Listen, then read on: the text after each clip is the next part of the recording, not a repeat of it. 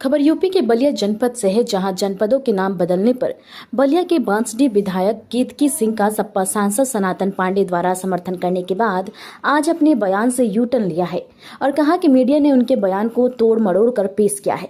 सपा सांसद सनातन पांडे ने कहा कि बीजेपी के निशाने पर देश का मुसलमान है, इनके खून में भावना भरी हुई है। नफरत का बीज बोकर जिलों का नाम बदलने की जो सोच है वह सिर्फ नफरत के कारण है। जो गाजीपुर और आजमगढ़ का नाम बदलना चाहते हैं, क्या कहा आइए सुनते हैं सनातन पांडे की जुबानी। पार्टी से निकासित की गई मंजिया पाल का एक बैनर छपा हुआ है बीएसपी में जाने को लेकर। इस बैनर को कैसे देखते हैं और उन्होंने समाजवादी पार्टी से अपनी जान की खतरा ही बता रही है, क्या कहेंगे आप? समाजवादी पार्टी जान की रक्षा करती है, किसी का जान लेने का काम नहीं करती है। पूजा पाल जो समाजवादी पार्टी के खिलाफ शामिल थी, उस पर हमारे राष्ट्र से निर्णय लिया है। उस निर्णय का हम दिल की गहराई से स्वागत करना चाहते हैं। पूजा पाल चाहे दूसरे दल में जाए, तीसरे दल में जाए, भाजपा में शामिल हो जाए, ये उनका विषय है, ये हमारा विषय नहीं है। उनका लगा हुआ पोस्टर उनका विषय है, ये हमारा विषय नहीं है। हमारे यहाँ से वो निष्कासित की जा चुकी है। अखिलेश यादव तो जब 5 बजे सरकार में थे तो किसी को खतरा नहीं हुआ। अखिलेश यादव खतरों से बचाने का काम करते हैं। अखिलेश यादव देश न बटे उसके लिए काम कर रहे हैं। अखिलेश यादव जो है देश को बचाने के लिए, संविधान को बचाने के लिए और लोकतंत्र को बचाने के लिए काम कर रहे हैं, जो आप सदन में देखने का काम किए होंगे। आज जो सदन चला है, सदन के भीतर भी कहा गया है कि देश की चौकीदार चोर है।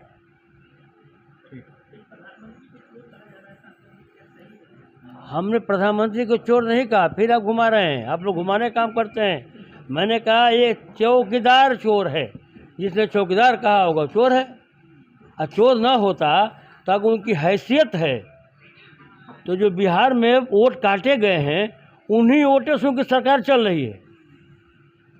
सबसे अधिक उन्हीं के सांसद है 75%। वो बिहार में विधानसभा के चुनाव के साथ साथ जो है उन लोकसभा के सदस्य इस्तीफा दे करके उनका भी चुनाव करा दें, उनके लिए शरीयत का पता चल जाएगा, उनकी हैसियत का पता चल जाएगा, उनकी पॉपुलरिटी का पता चल जाएगा। हमको तो मानवता हो, सांसदों से उसी वोटरों से सांसद बने जिन वोटरों को ये काट रहे हैं। अगर गलत था, अगर वहाँ का वोटर गलत था तो इनकी चुनाव भी गलत हुआ। इनको अपने सांसदों को लोकसभा पद से इस्तीफा देकर पूरा चुनाव मैदान में आना चाहिए। अभी आप एसपी ऑफिस पे आए हुए थे, क्या पूरा मामला है ये? परसों मतलब दिनांक 23 को कुछ भारतीय जनता पार्टी के लोग सुब्रिंटेंडेंट इंजीनियर बिजली विभाग के कमरे में जाकर उनसे अभद्र व्यवहार किए। उनके जाने से पहले हमारा कार्यकर्ता उपेंद्र पांडे बैठे हुए थे। उपेंद्र पांडे जो हैं, उनके गांव का बिजली का प्रकरण था, जिस पर जो है वह अधीक्षण अभियंता से बात करने के लिए गए थे। अधीक्षण अभियंता उस समय जो है वो पीसी उनकी चल रही थी, उसमें वो बैठे हुए थे। उन्होंने कहा 20 मिनट बाद हम मिल लेंगे, वो बैठे हुए थे। लेकिन उन्हीं के गांव के बगल के लोग जो भारतीय जनता पार्टी के लोग हैं, वो कार्यालय में ढुकते हैं और अधीक्षण अभियंता के साथ जो है दुर्व्यवहार करने का काम करते हैं, मारपीट करने का काम करते हैं, जिसकी मैं निंदा करता हूं। लेकिन अगर वह उपेंद्र पांडे अपने गांव या क्षेत्र के विकास के लिए बात करने गए थे, जिसको मैं जानता हूं, उन्होंने कह कर गया था, उस पर जो है जब मैंने वार्ता किया अध्यक्ष अभियंता से, तो अध्यक्ष अभियंता ने मुझसे कहा कि ये इसमें शामिल नहीं है, उपेंद्र पांडे शामिल नहीं है। फिर दोबारा बात की गई तो फिर उनका जवाब आया कि नहीं, इस विवाद में उपेंद्र पांडे शामिल नहीं है। फिर ये जो है यहाँ का पुलिस प्रशासन, यहाँ का सीओ सत्ता पक्ष के दबाव में, सत्ता पक्ष के लोगों के साथ जो है समाजवादी पार्टी के नेता उपेंद्र पांडे को भी घसीटने का काम किया, उनको भी मुलजिम बनाकर जेल में भेजने का काम किया है, जिसका मैं विरोध करता हूँ।